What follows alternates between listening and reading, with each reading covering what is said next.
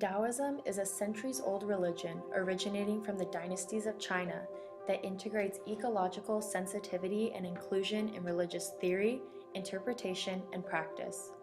An overarching benevolence for all beings is demonstrated through their beliefs of non-action as action, ecological centrism, and the ability for self-cultivation in practice, concurrent with engagement in nature.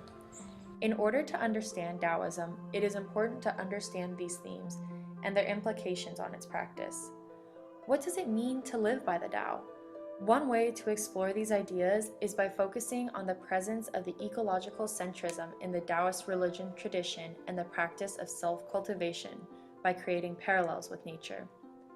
The ecological ethic considers the human attitude towards the care and preservation of the ecosystems they inhabit.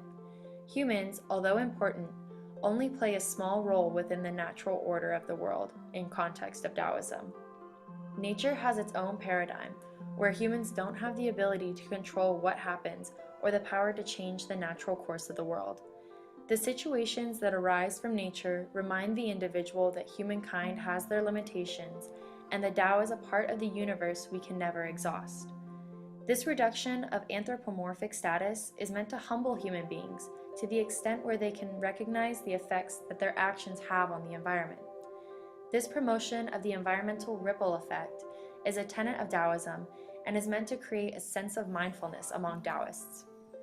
Pollution and environmental degradation are just some of the ecological problems that our world is dealing with, along with natural disasters, neither of which are anything to look forward to. But when situations do arise, we as human beings should not be upset by the ecological drawbacks brought on by natural disasters. The area along the Pacific creates intense convection currents and updrafts of hot air due to the Hadley cell effect. As a result, countries along the Pacific equator are warmer, and humid tropical and aquatic biomes are distributed in these zones.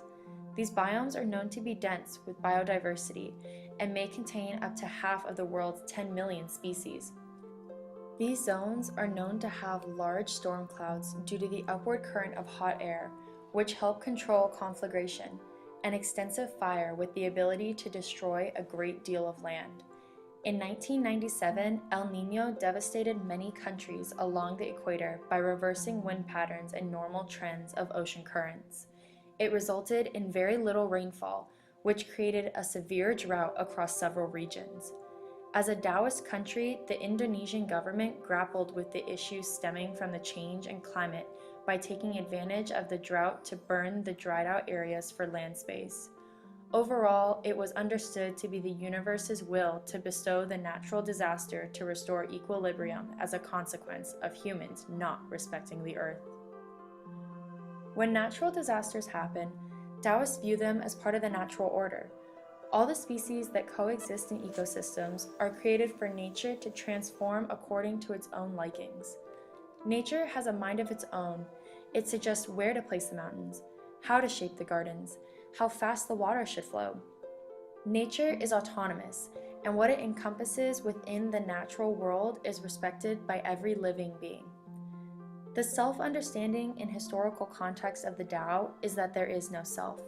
In Bohannon's Religions and Environments, Taoists must form a discipline, beginning with transcending desires and self-serving knowledge, then gaining the freedom to liberate the self and the inner spirit.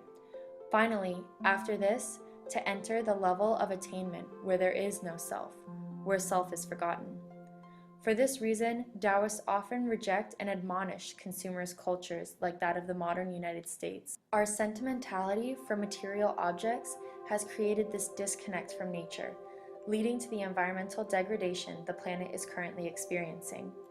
Humans no longer recognize all beings as sentient, and our actions show this feeling of anthropocentrism. In Lafargue's Nature as Part of Human Culture and Taoism, he states Taoists stress a recognition that it is a certain kind of anthropocentricity we are opposed to, a strictly using attitude towards nature, using it for human ends completely divorced from nature itself.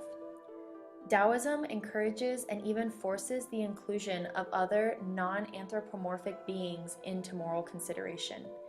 Every individual has the ability to realize the complexity of matter and energy to create the multitude of worlds and learn to be stewards for the earth.